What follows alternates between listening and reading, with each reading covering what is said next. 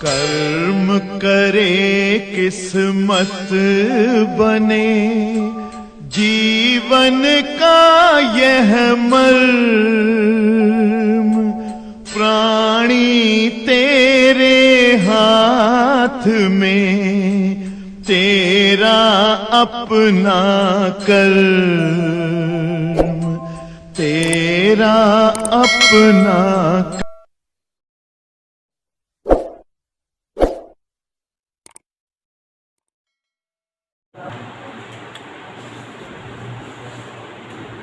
प्रश्न नंबर 122।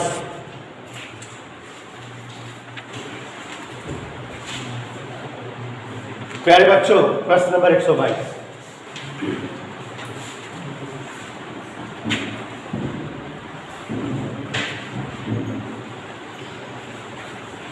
पढ़ रहे हैं, ध्यान से सुनिएगा। एक प्रत्यावर्ती धारा परिपथ में विभवांतर का वर्गमाध्य मूलमान 100√2 है। किसका वर्गमाध्य मूलमान दिया बेटा? विभवांतर का। मतलब विभवांतर का वर्गमाध्य मूलमान VRMS 100√2 ये दिया हुआ है। ठीक है।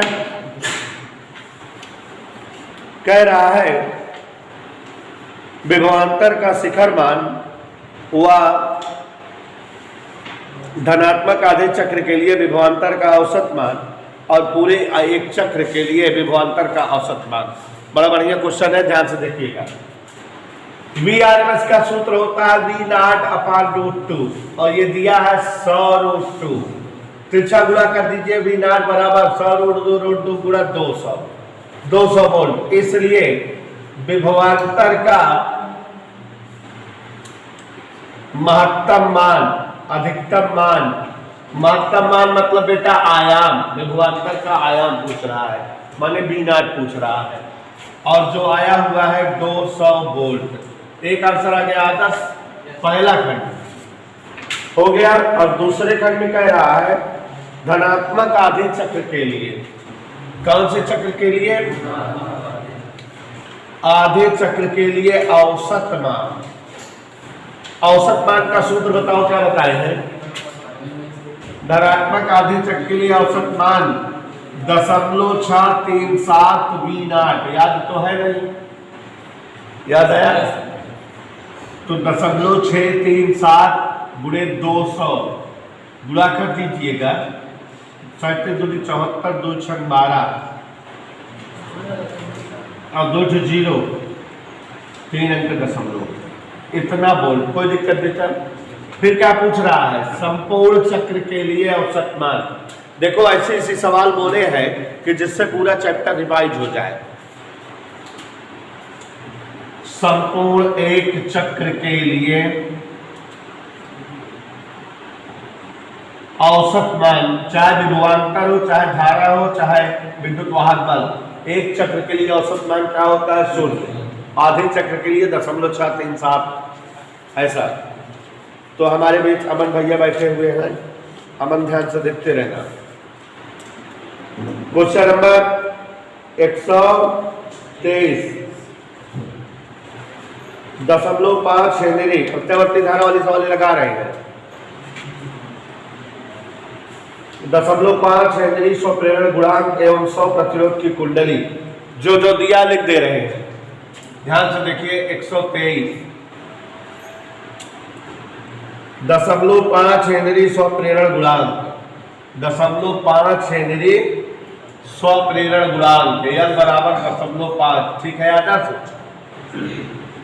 100 ओम की प्रतिरोध वाली कुंडली L बराबर 100 ओम। 200 वोल्ट विभवांतर V बराबर 200।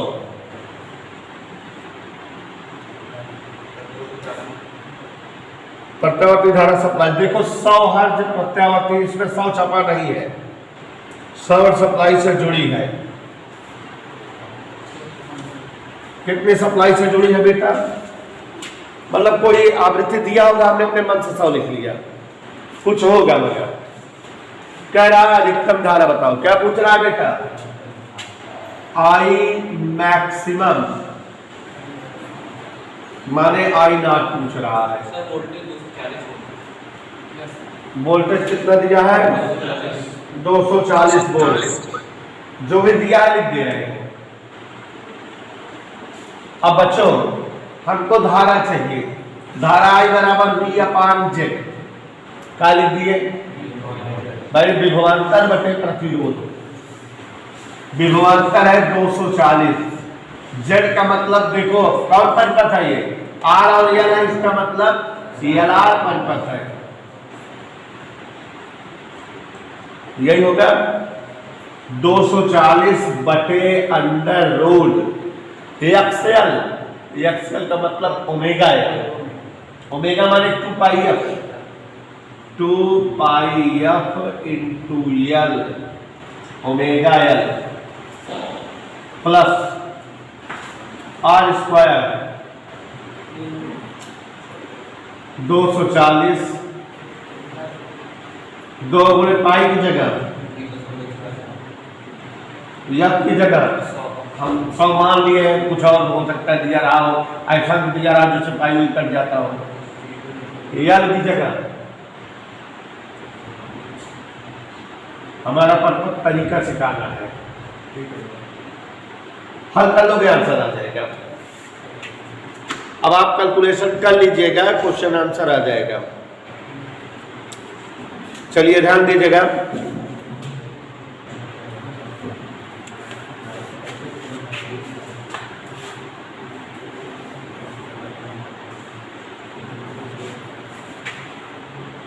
Question number 124।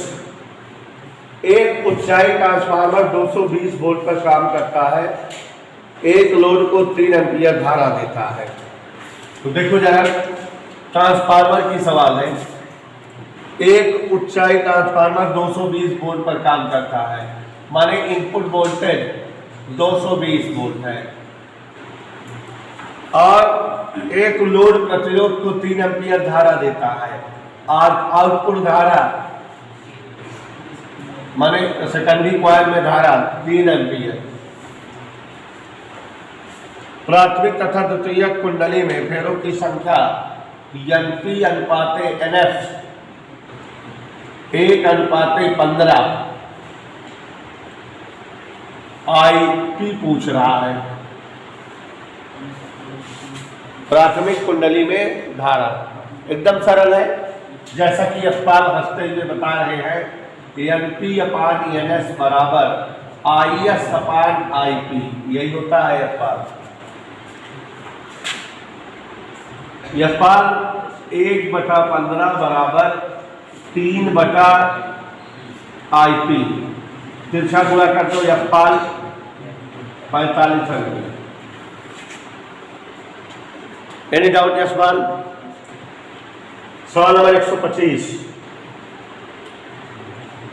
एक LCR, यही है ना, परिपथ में 30 ओम प्रेरक प्रतिघात और धारती प्रतिघात 20 ओम है, प्रतिबाधा बताओ। तो प्रेरक प्रतिघात माने XL, धारती प्रतिघात माने XC, 30 और 20। यशपाल XL है 30, XC है 20।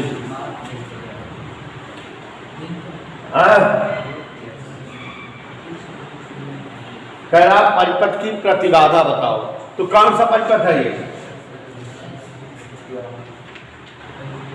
अच्छा, प्रेरक प्रतिघात नहीं दिया है, प्रतिरोध 30 ओम कहा है।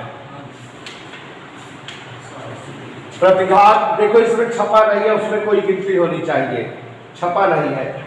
परिपथ में प्रतिरोध 30 ओम और उसके बाद कमा लगाए कुछ रहा हो इतना प्रतिघात, तो लिख दिया 40 हेनरी प्रतिघात, लिख देना सवाल में, बना लेना 40 हेनरी प्रतिघात, ठीक है।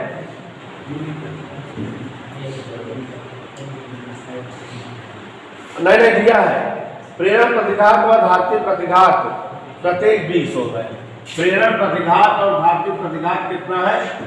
दोनों, XL और XC दिया। सवाल में पढ़ो जरा ढंग से। R 30 ओम है, धारती और प्रेरक प्रतिघात प्रत्येक कितना है? 20 ओम। प्रतिबाधा बता दी है, क्या सूत्र होता है बताइए? z बराबर under root XL difference XC whole square plus R square. ये 0 हो गया, यही बचा प्रतिबाधा 300। कोई दिक्कत? हाँ, अगला देखो 126 नंबर। आर एक्सएल एक्ससी दिया है, कह रहा है आरोपित विद्युत वाहक बल तथा प्रवाहित धारा में कलांतर। कला पूछ रहा है। 126 देखो, tan फाई बराबर सूत्र बताओ हमसे, एक्सएल डिफरेंस एक्ससी बटे आर। एक्सएल कितना दिया है? 300। हाँ, एक्ससी 200, आर 300 200 गए, सम 100 गए। tan फाई बराबर, अरे बोली माई फाई बराबर, तो कलांतर कितना आ गया बच्चों? 45 अंश। कौन सवाल थी ये? हाँ, लगा लो। प्यारे बच्चों, कह रहा है कि एक चुंबकीय क्षेत्र का आयाम 2 माइक्रो टेस्ला है, तो चुंबकीय क्षेत्र की तीव्रता को B से लिखते हैं। क्षेत्र का आयाम मतलब B नॉट। क्या किया है बेटा? B not. B नॉट बराबर, ध्यान देना, 2 माइक्रो टेस्ला, 2 गुणे 10 की घात -6 टेस्ला। चुंबकीय क्षेत्र की तीव्रता का आयाम पूछ रहा है। एक ही सवाल विद्युत चुंबकीय तरंग वाले चैप्टर की है आपके इस पेपर में। आप अभी अगर इसको दोहराओगे तो हर चैप्टर की सॉलिड सवालें दी हुई है, जिससे आपका पूरा चैप्टर का काम चल जाएगा। तो अब यहां पर देखो जरा, विद्युत चुंबकीय क्षेत्र की तीव्रता में एक ही सूत्र है, E बटा B बराबर से। क्या है? चुंबकीय क्षेत्र की तीव्रता और वैद्युत क्षेत्र की तीव्रता का अनुपात। तो अब E नॉट पूछ रहा है बराबर C into B naught. C माने प्रकाश का वेग 3 गुणे 10 की घात 8, B नॉट माने 2 गुणे 10 की घात -6। गौर से देखो, 3 दूनी 8 + 6 गए, न्यूटन पर कूलम, ये आंसर आ गया।